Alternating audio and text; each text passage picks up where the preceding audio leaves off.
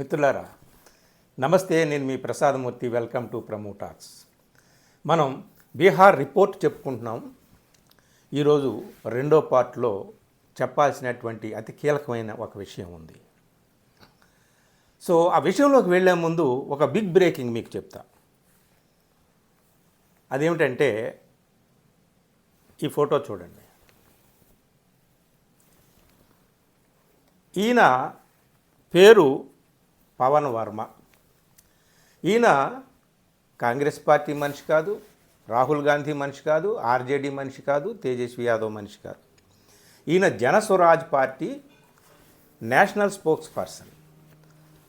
ఆయన ఏమన్నాడంటే బీహారులో ఎన్నికల కోడ్ అమలులోకి రావడానికి సరిగ్గా గంట ముందు election code, model code of conduct అంటామే, అది అమల్లోకి రావడానికి సరిగ్గా గంట ముందు అక్కడ ఒక పెద్ద స్కామ్ జరిగింది అని చెప్పాడు. అదేమిటయ్యా అంటే, మనం చాలా రోజులుగా మాట్లాడుకుంటున్నాం కదా, మహిళలకు ఒక్కొక్కళ్ళకి 10,000 రూపాయలు ఇవ్వడం అనేటటువంటిది మొత్తం మార్చేసేటటువంటి అవకాశం ఉందని. దానికి సంబంధించి ఆయన చెప్పింది ఏమిటంటే, మోడల్ కోడ్ ఆఫ్ కాండక్ట్ అమల్లోకి రావడానికి గంట ముందు వరల్డ్ బ్యాంకు నుంచి వచ్చిన 21,000 కోట్లు రుణంగా వచ్చినటువంటి బీహార్కి రుణంగా వేరియస్ ప్రాజెక్ట్స్ కోసం, స్కూళ్ళు, ఆసుపత్రులు నిర్మాణము, రోడ్లు మరమ్మత్తు, వంతెనలు, ఇట్లాంటివి వస్తాయి కదా. సో వరల్డ్ బ్యాంక్ నుంచి వచ్చినటువంటి ఆ ఫండ్ని వీళ్ళు డైవర్ట్ చేసి అందులో 14,000 కోట్లు డైవర్ట్ చేసేశారు మహిళల ఖాతాలో 10,000 వేయడానికి అని చెప్పి. ఆయన మాట్లాడినటువంటి మాటని డైరెక్ట్గా నేను చూపించలేను, అది వినండి మీరు. వేరే ఫోన్ నుంచి వినిపిస్తున్నాను. आचार संहिता से 1 घंटे पहले ट्रांसफर हुआ 21,000 करोड़ वर्ल्ड बैंक से आए थे किसी और प्रोजेक्ट के लिए, जिसमें चुनाव के एन वक्त 1 घंटे पहले आचार संहिता के 14,000 करोड़ निकाल के 1.25 करोड़ महिलाओं को 10-10 हजार रुपए आवंटित। अब दोस्तों విన్నారు కదా మిత్రులారా, ఓవరాల్గా 1,25,00,000 మందికి మహిళలకు 10,000 రూపాయల చొప్పున వీళ్ళు ఖాతాలో వేశారు కదా, ముఖ్యమంత్రి మహిళా రోజ్గార్ యోజన. అదే అంశం ఈరోజు నేను చెప్పాలనుకుంటున్నాను పార్ట్ 2లో. దానికి సంబంధించినటువంటి లేటెస్ట్ బ్రేకింగ్ ఒకటి వచ్చింది కాబట్టి అది వినిపించాను మీకు. దాని సంగతికి వద్దాం మనం. అసలు విషయం ఏమిటంటే, ఈ ఎన్నికల్లో సరే రకరకాల ఈక్వేషన్స్ పనిచేసినాయి, పోల్ మేనేజ్మెంట్ బాగా చేశారు. బీజేపీ వారు పోల్ మేనేజ్మెంట్ చేసేటటువంటి, ఆ పోల్ మేనేజ్మెంట్కి ఉపయోగించేటటువంటి టాక్టిక్స్లో ప్రతిపక్షాలు కనుచూపు మేరలో కూడా ఉండరన్నమాట. ఎప్పటికీ ఏది ప్రస్తుతమో అప్పటికి ఆ టాక్టిక్స్ని వాళ్ళు రూపొందించుకుంటారు. సో ఇప్పుడు మీకు నేను ఇందులో చెప్పబోయేది ఏమిటి అంటే, ఎన్నికల సమయంలో ఈ మోడల్ కోడ్ ఆఫ్ కాండక్ట్ ఎన్నికల నియమావళి అమల్లోకి వచ్చిన తర్వాత డబ్బు రూపంలో కానీ లేదా ఏదైనా వస్తువుల రూపంలో కానీ ఓటర్లకు పంపిణీ చేయకూడదు. ఇది స్ట్రిక్ట్ రూలు. గతంలో అలాగా ఎక్కడా చెయ్యనివ్వలేదు ఏ ప్రభుత్వాన్ని, ఏ ప్రభుత్వంలో అధికారంలో ఉన్న పార్టీని ఆ పని చేయనివ్వలేదు. ఆ ఉదాహరణ కూడా చెప్తాను. కానీ ఇక్కడ ఏం జరిగిందంటే, నగదు పంపిణీతోనే మొత్తం అంతా కూడా తల్లకిందులు అయ్యింది. అంటే అదొక్కటే కాదు, చాలా ఎన్నికల కమిషన్ చేయాల్సిన పని ఎన్నికల కమిషన్, సరే రాహుల్ గాంధీ చెప్పే ఓటు చోరీ అదంతా కాదు. కానీ ఇప్పుడు ఈ నగదు పంపిణీ నేను మొదటి నుంచి చాలా వీడియోల్లో మీకు చెప్తూ వస్తూనే ఉన్నాను. అలాగే రవీష్ కుమార్ లాంటి సీనియర్ మోస్ట్ జర్నలిస్టులు చెప్పే మాటలు, రాజ్దీప్ సర్దేశాయి ఓటు చోరీతో పనే ఉంది, ఓటునే కొనుక్కోగలిగిన చోట అని చెప్పి ఆయన చెప్పిన మాటలు ఇప్పుడు గుర్తు చేసుకుంటానే ఉన్నాం. దీని మీదే పర్టికులర్గా ఈ వీడియో ఏం జరిగిందో మీకు చెప్తాను. ఇక్కడ ఏం జరిగిందంటే, 1,25,00,000 మంది మహిళలకి డబ్బులు ట్రాన్స్ఫర్ చేశారు. అంతేకాదు, ఎన్నికల్లో గెలిస్తే ప్రతి మహిళకి వాళ్ళు 10,000 రూపాయలు ఇప్పుడు ఇస్తున్నాము, ఆ 10,000 రూపాయలు తీసుకున్నటువంటి వాళ్ళు వాళ్ళ సొంతంగా చిన్న చిన్న వ్యాపారాలు కానీ వాళ్ళ కాళ్ళ మీద వాళ్ళు నిలిచేటటువంటి పనులు చేసుకోవడానికి 2 లక్షలు ఇస్తానని కూడా వాగ్దానం చేశాడు నితీష్ కుమార్. సో ఇప్పుడు స్కీము పెట్టడం తప్పులేదు, స్కీమ్ని అమలు చేయడం తప్పులేదు, కానీ ఆ స్కీమ్ని ఎప్పుడు పెట్టారు, ఎప్పుడు అమలు చేశారు, ఎలా అమలు చేశారు అనేదే ఇందులో. అంటే నగదు పంపిణీ చేసేటటువంటి రూపం మార్చారు, స్కీమ్ పేరు పెట్టారు అంతే. దీన్ని గమనించండి. సో ఇది చాలా మొత్తం బీహార్ చిత్రాన్నే మార్చివేసిందని చెప్పి చాలామంది మొదటి నుంచి అనుమానాలు వ్యక్తం చేస్తున్నారు. ఆ అనుమానం కాదు, ఇది నిజమే అని ఇప్పుడు తేలిందని ఎన్నికల ఫలితాల తర్వాత చెప్తున్నారు. ఇంతకీ ఈ ముఖ్యమంత్రి మహిళా రోజ్గార్ యోజన అనేటటువంటిది ఎప్పుడు స్టార్ట్ చేశారు? లాంచ్ చేసింది ప్రధానమంత్రి నరేంద్ర మోడీ పాట్నాలో. అది ఎప్పుడంటే సెప్టెంబర్ 26వ తేదీనండి.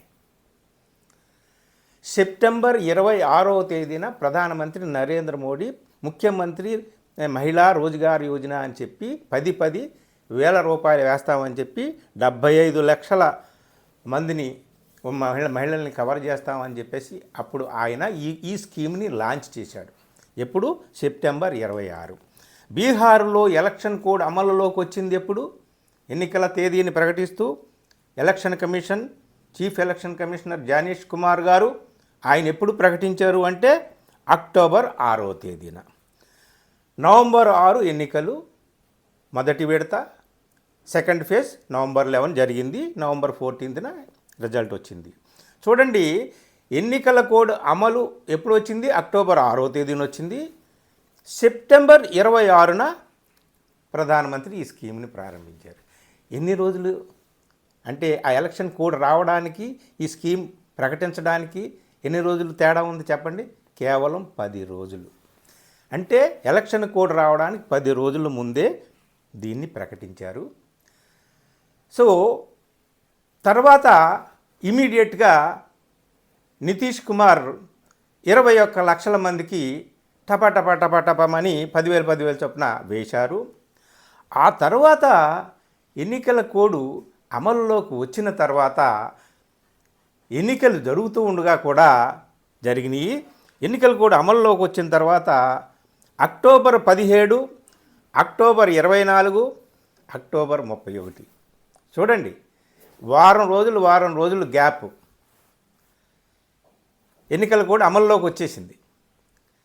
అక్టోబర్ 17 శుక్రవారం అండి, అక్టోబర్ 24 శుక్రవారం అండి, అక్టోబర్ 31 శుక్రవారం అండి. ప్రతి శుక్రవారం 10,000 చొప్పున పడతా ఉంది ధనాధన్ మని ఖాతాల్లో.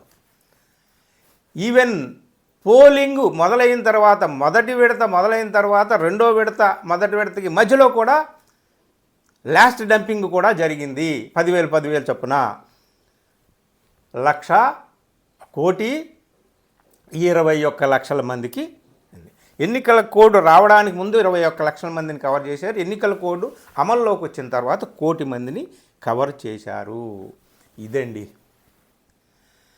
ఇది పరిస్థితి. అంటే ఓటుకు నోటు ఇచ్చి కొనుక్కోవడం అంటే ఎంతకంటే ఏముంది? అధికారం చేసేశారు, అధికారికం అఫీషియల్ చేశారనమాట. దీన్ని స్కీమ్ రూపంలో మేము ఎన్నికల కోడ్కు ముందే మేము ఈ స్కీమ్ ప్రకటించాం కాబట్టి ఈ డబ్బును మేము ఎప్పుడైనా పంచుకోవచ్చు అని చెప్పేసి వాళ్ళు చెప్తారు. కానీ ఇది ఎంతవరకు సబబు ఏమిటి అనేటటువంటిది ఒకసారి మనం గతంలో ఎలక్షన్ కమిషను ఏమన్నా వేరే ప్రభుత్వాలు అంటే బీజేపీ ఏతర ప్రభుత్వాలు ఉన్న చోట్ల ఇలాగా అమలు చేయడానికి అంగీకరించిందా అంటే కొన్ని ఉదాహరణలు కూడా నేను ఎవరైతే ఫేమస్ ఇండిపెండెంట్ జర్నలిస్ట్ చెప్పినటువంటి వీడియో ఆధారంగా నేను మీకు చెప్తున్నానో అది లింక్ ఇస్తాను డిస్క్రిప్షన్లో. ఆయన కొన్ని వివరాలు ఇచ్చాడు. ఆ వివరాలను బట్టి నేను వెబ్సైట్లోకి కూడా వెళ్ళిన తర్వాత చూస్తే నాకు తెలిసింది ఏమిటంటే ఇప్పుడు బీజేపీ వారి వాదన ఏమిటంటే ఎలక్షన్ కోడ్కి ముందే మేము ఈ స్కీమ్ ప్రకటించాము, డబ్బులు ఎప్పుడు పంచుకుంటే ఏమిటనేది వాళ్ళ వాదన. కానీ అది కరెక్ట్ కాదు కదా. ఎన్నికల కోడ్ అమల్లోకి వచ్చిన తర్వాత డబ్బు కాదు కదా, వేరే వస్తువు రూపంలో కూడా ఇవ్వకూడదు. గతంలో ఏం జరిగింది? 2017లో సమాజ్వాదీ పార్టీ నాయకుడు అఖిలేష్ యాదవ్ యూపీలో స్మార్ట్ ఫోన్లు పంపిణీ చేశారు. దాన్ని ఎలక్షన్ కమిషన్ ఇది ఎలక్షన్ కోడ్ అమల్లో ఉంది, ఇది మీరు చేయడానికి వీలు లేదని ఆప్ చేసేసింది. 2019లో బిజు జనతాదళ నాయకుడు నవీన్ పట్నాయక్ ఒక కాలియా క్యాష్ అనే ఒక క్యాష్ ట్రాన్స్ఫర్ స్కీము పెడితే 2019లో దాన్ని కూడా ఇది కోడ్ ఆఫ్ కాండక్ట్కి విరుద్ధము అని చెప్పేసి దాన్ని కూడా ఆపేశారు ఎలక్షన్ కమిషన్. 2021లో ఇక్కడ రేషన్ స్కీమ్ ఒకటి మమతా బెనర్జీ బెంగాల్లో పెడితే అది కూడా కోడ్ ఆఫ్ కాండక్ట్కి విరుద్ధం అని చెప్పి దాన్ని కూడా స్టాప్ చేసింది ఎలక్షన్ కమిషన్. అంటే ఇప్పుడున్న జ్ఞానేశ్వర్ కాదు, అప్పుడు ఎప్పుడైనా సరే ఎలక్షన్ కమిషన్ ఇలా చేసింది. అలాగే 2023లో రైతు బంధు మన తెలంగాణలో కూడా అమలు జరుగుతూ ఉన్నదాన్నే అది ఆఫ్ చేశారు, స్టాప్ చేశారు అని చెప్పేసి కూడా ఈయన చెప్తున్నారు. అది ఇంకా కొంచెం వెరిఫై చేసుకోవాల్సి ఉంది. నిజంగా కూడా అది జరిగింది. 2023లో రాజస్థాన్లో ఫ్రీ స్మార్ట్ ఫోన్ అనే స్కీమ్ పెడితే ఆ స్కీమ్ని కూడా 23లో ఎన్నికల ముందు, ఇవన్నీ కూడా ఎన్నికల ముందు ఎలక్షన్ కోడ్ వచ్చిన తర్వాత మీరు పెట్టారు కాబట్టి దీన్నంతా కూడా మేము ఆప్ చేస్తున్నామని ఎలక్షన్ కమిషన్ ఆప్ చేసినటువంటి ఉదంతాలు ఇక్కడ చెప్పారు. ఇంకా చాలా ఉదంతాలు అయిన ఉదాహరణలు చెప్పారు. అదండి, అంటే బీజేపీయేతర ప్రభుత్వాలు ఉన్న చోట వాళ్ళు ఏ స్కీమ్ ఏ రూపంలో పెట్టినా సరే ఎలక్షన్ కోడ్ అమలైన తర్వాత ఇది మీరు చేయడానికి వీల్లేదని ఎలక్షన్ కమిషన్ ఆపిన సందర్భాలు ఉన్నాయి. కానీ మరి ఇక్కడ ఎందుకు మరి ఇలాగ ఆపలేదు? వెంటనే ఈ స్కీము ప్రకటించిన వెంటనే రాహుల్ గాంధీ, తేజస్వి యాదవ్ చీఫ్ ఎలక్షన్ కమిషనర్కి నివేదికలు ఇచ్చారు. చాలామంది మొత్తం మీడియాలో గగ్గోలు పెట్టారు అందరూ కూడా, ఇదేమిటి అని చెప్పి. అంటే మిత్రులారా, ఏదైతే దొడ్డిదారిన చేయడం, పరోక్షంగా చేయడం అనేటటువంటిది అది రాజ్యాంగ విరుద్ధము, ఎన్నికల నియమావళికి విరుద్ధము అని అనుకుంటామో దాన్ని రాజ్యాంగబద్ధం చేయడము, దాన్ని హేతుబద్ధం చేయడం అనేటటువంటి దాంట్లో దిట్టలు మన బీజేపీ నాయకులు. ఉదాహరణకి మల్టీ మిలియనీర్లు, కోటీశ్వరులు, కార్పొరేట్ల దగ్గర వేల కోట్లు చందాలు తీసుకుంటారు కదా, అది తీసుకోవడం లెక్కల్లోకి వచ్చేస్తుందని చెప్పి వీళ్ళు ఏం చేశారు, ఎలక్టోరల్ బాండ్స్ అని ఒక పెద్ద చట్టం చేసేసి ఎన్ని వేల కోట్లైనా మనం తీసేసుకోవచ్చు అని అన్నారు కదా. ఆఖరికి సుప్రీంకోర్టు జోక్యం చేసుకొని ఇది విరుద్ధం, చట్టవిరుద్ధం అని ఆపి చేస్తే ఆ ఎలక్టోరల్ బాండ్స్ రద్దయ్యాయి. అంటే దొడ్డిదారిని చేసేటటువంటి పనిని దొడ్డదారిగా మార్చడంలో మన వాళ్ళు దిట్టలు, బీజేపీ నాయకులు. అందుకనే ఇది అంటే ఇప్పుడు నగదు ఇవ్వడం అనేటటువంటిది ఎన్నికల సమయంలో ఓటుకు నోటు ఇవ్వడం లంచం లాంటిదే కాబట్టి దాన్ని అఫీషియల్ చేయాలంటే ఒక స్కీమ్ కింద ప్రకటించేశారనమాట. స్కీమ్ కింద ప్రకటించిన ఎన్నికల కోడ్ అమలు అయిన తర్వాత నగదు పంపిణీ అనేటటువంటిది కరెక్ట్ కాదు అని అది అందరూ చెప్తున్నటువంటి మాట అన్నమాట. మిత్రులారు, ఇక్కడ చిన్న విషయం ఏమిటి అంటే బీహారు రుణగ్రస్తమైనటువంటి, వెనకబడిన రాష్ట్రమే కాదు రుణగ్రస్తమైనటువంటి రాష్ట్రం. 4 లక్షల పైచిలుకు అప్పు ఉందంట. బీహారు రాష్ట్రం రోజు అప్పు మీద వడ్డీయే 63 కోట్లు ప్రతిరోజు కడుతుందట. దాని తలసరి ఆదాయము, రాష్ట్రానికి వచ్చేటటువంటి ఆదాయము 2.45 లక్షల కోట్లయితే ఖర్చు 3.49 లక్షల కోట్లు ఉంది. మొత్తం అంతా 4 లక్షల పై చిలుకు అప్పు ఉంది. ఇదిగో ఈ విధంగా వీళ్ళు చేస్తున్నారు అని చెప్పేసి మీడియాలో అనేక వార్తా కథనాలు వస్తున్నాయి. ఇక్కడ ఈ వీడియోలో పార్ట్ 2లో మనం చెప్పుకుంది ఏమిటా అంటే ఎలక్షన్ కమిషన్ ఎస్ఐఆర్ సమయంలో తను చేయాల్సినటువంటి ఎక్కడ ఎవరిని డిలీట్ చేయాలి, ఎవరిని యాడ్ చేయాలి అనేటటువంటిది ఒక రకంగా సహాయపడమో లేకపోతే అది అందులో నిజమెంత అబద్ధం ఎంత అది ప్రతిపక్షాలు వాళ్ళు ఓటు చోరీ అది ఇది రాహుల్ గాంధీ అంటున్నాడు, ఆయన చెప్తాడు, ఆ వివరాలు ఏదో మనం చూస్తాము, తెలుసుకుంటాము, ఆహా ఓహో అని ఒకసారిగా నోళ్ళు తెరిచి వింటాము, తర్వాత మళ్ళీ మర్చిపోతాం, అది వేరే విషయము. ఇక్కడ ఏమిటి అంటే ఎన్నికల కోడ్ అమలులో ఉండగా డబ్బు పంచడం అనేటటువంటిది, ఒక్కొక్క మహిళకి 10,000 రూపాయలు ఇవ్వడము. అంతేకాదు మేము గెలిచిన తర్వాత ఈ 10,000 రూపాయలు తీసుకున్న మహిళకి మరో 2 లక్షలు కూడా ఇస్తాం. మరి ఇంత రుణగ్రస్తం అయ్యి అప్పుల ఊబిలో కూరుకుపోయినటువంటి రాష్ట్రంలో మరి ఇన్నేసి లక్షల కోట్లు ఎక్కడి నుంచి నితీష్ కుమార్ కానీ ఎన్డీఏ ప్రభుత్వం కానీ తీసుకొస్తుందో తెలియదు కానీ మిత్రులారా, ఎక్కడ ఏ రాష్ట్రంలో ఎవరు నిజంగా డబ్బు అంత పెద్ద ఎత్తున పంచితే ఓట్లు వేస్తారా లేదా అనేది మనం పోలిక చెప్పలేం. కానీ బీహార్లో మాత్రం 100 రూపాయలు కళ్ళ చూడడమే కష్టంగా ఉండేటటువంటి స్టేట్లో మగవాళ్ళందరూ పట్ట చేత పట్టుకొని సంసారాలని బీహార్లో పెట్టి ఎక్కడెక్కడికో వెళ్ళిపోయేటటువంటి లక్షల మంది కోట్ల మంది వెళ్ళిపోయేటటువంటి స్టేట్లో ఒక మహిళకి 10,000 ఖాతాలో కళ్ళ చూడడం అంటే మాటలు కాదు. అంటే దొంగచాటుగా ఓటుకు నోటిచ్చి కొనుక్కునేదాన్ని అధికారికం చేశారు. ఇది చాలా చాలా చాలా లబ్ధి కలిగింది ఎన్డీఏకి, బీజేపీకి, జేడీయూకి. లేకపోతే గతంలో జేడీయూ 2020లో జేడీయూకి 43 వస్తే ఇప్పుడు 85 స్థానాలు ఎలా వచ్చాయి? ఈ 74 స్థానాలు ఉన్నటువంటి బీజేపీకి 15 స్థానాలు ఎలా పెరిగి 89 అయ్యాయి అనేది ఇప్పుడు అందరూ కూడా లెక్కలు తీసి అడుగుతున్నారు. అంటే ఏది చట్ట విరుద్ధమో, ఏది రాజ్యాంగ విరుద్ధమో దాన్ని చట్టబద్ధం చేయడం, రాజ్యాంగబద్ధం చేయడం, దాని ద్వారా గెలుపు గుర్రాలు ఎక్కడం అనేటటువంటి అతి గొప్ప వ్యూహాన్ని ఏలినవారు పాటిస్తారు. ఇది బీహార్ రిపోర్ట్లో అతి కీలకమైనటువంటి పార్ట్ 2 అన్నమాట. నచ్చితే మిత్రులకు షేర్ చేయండి. నేను ఏ వీడియో ఆధారంగా నేను మీకు ఇదంతా చెప్పానో అది డిస్క్రిప్షన్లో పెడతాను. అది లింక్ ఓపెన్ చేసి ఆ వీడియో పూర్తిగా వినండి, హిందీ వచ్చిన వాళ్ళు. ఓకే, థ్యాంక్ యూ మిత్రులారా.